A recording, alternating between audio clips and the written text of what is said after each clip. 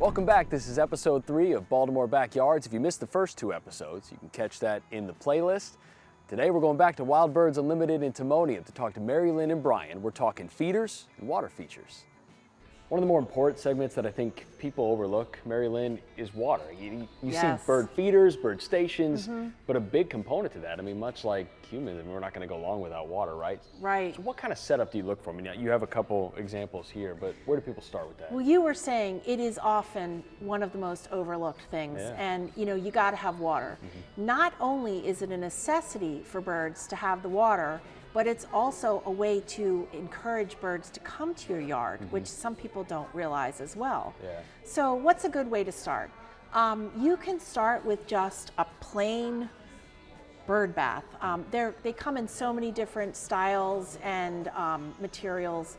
A lot of people have ceramic. There are glass top that are beautiful.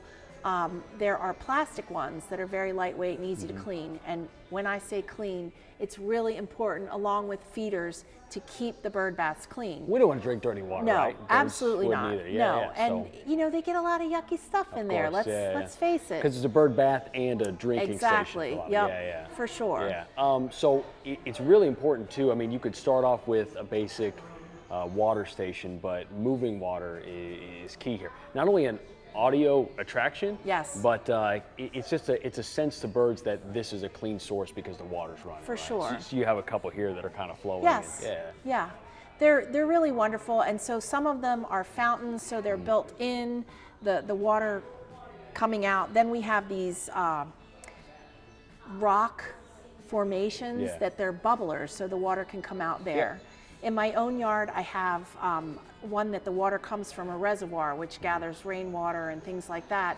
And it makes such a huge difference. Yeah. They never go on the stationary bird bath, like they still go on it, but they love the moving It's water. instinctual to go to the moving one. A lot of people too, I know this is a good insider tip, is to put a lot of river rocks in the middle of it. Yes. Because they'll go to the edge, but if they feel like they're exposed, they kind of need that little bit of elevation Right. to bathe in. Well, and true. You never want a bird bath to be more than 3 inches deep.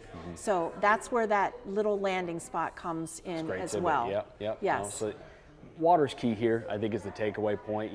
Everybody thinks about the food, but also work on water stations. That'll bring in a lot of birds, a lot of wildlife, and it's a big benefit too. Yes, Yeah. for sure. Of course, you got the setup. You know what kind of birds that you want to bring. Need a place to hang it. May sound simple, but You need somewhere to put them. Yeah, that is, I think, going to be one of my favorite parts. Is just building that initial stand. So why don't we let's start with the basic setup you got here. This is the basic setup. Yeah. It's a pole system. Literally, it goes 7 to 8 feet in the air. Buried in the ground a foot. You don't have to worry about it falling over. Yep. You have 2 feeding stations that come, attached all in one little thing. It takes 5 minutes to put it up. Yeah. And a screwdriver. That's it. And then so quick to set up, but then the potential after that. Yes. That's what this wall is. I'll just grab some of these and bring it over. I mean, so you can start- literally make a 2-station feeder into a 4-station feeder. stack that on top. Right. You get can different make- kind of hooks. Right. Feeder You stations. can add the branches to it. You Yeah. everything that's on that wall is interactive to this in some way or another. So you called them Legos earlier. I mean, that's Yeah. really what It's you're, like- you're building it brick by brick, piece by piece, Yep. depending on what you need, Right. So that's the core of this. Yes.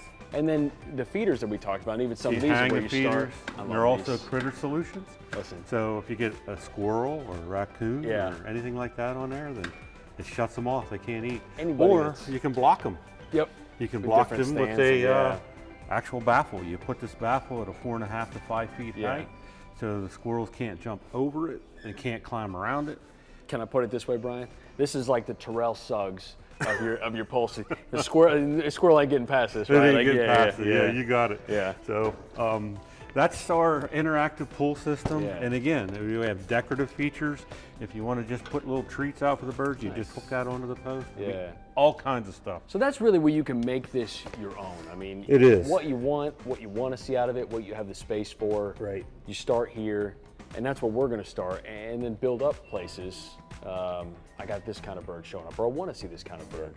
Let's add a new hook onto it, and Add a new Go hook, from put there. another pull system in the other corner of the yard, whatever you want to do. I mean, again, it's about we started with the 12 elements, and it's literally adding on as you want to go and attracting the type of birds that you want to attract. Brian, and I'll say this, it's as complicated as you want to make it. You know, if you want to just keep it simple, a couple of hooks, easy to change, lower maintenance, or if you want to go for it, you want to bring in the whole menagerie, you have options there, starting with this full system and then hanging different things on it. So it's a good place to start, and that's where we're going to start. It was great talking to Mary Lynn and Brian and getting an idea of what we'll need to make our birds happy. In next week's episode, we're going to go deeper, look at options and what we need to buy to make our project a reality. I'm Chris Swaim, and we'll see you in next week's episode. If you've enjoyed that episode of Baltimore Backyards, you can check out more episodes by clicking this box down here. And while you're at it, go ahead and tap that circle to subscribe to WMAR 2 News for great content posted every day.